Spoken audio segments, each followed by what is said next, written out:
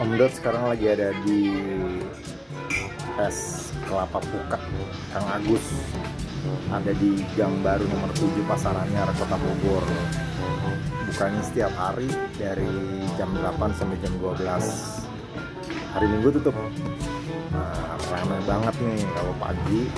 Jadi es kelapa jeruknya tuh banyak banget porsinya, terus susunya, dan dia ada lucunya juga nih, air kelapanya itu dikasih ke pembelinya, jadi kayak semacam bonus gitu air kelapa mudanya.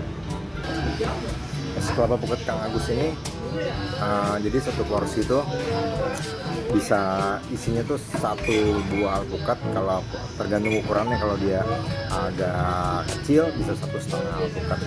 Untuk kelapanya lembut banget. Nah sekarang kita cobain nih es kelapa pukat Kang Agus.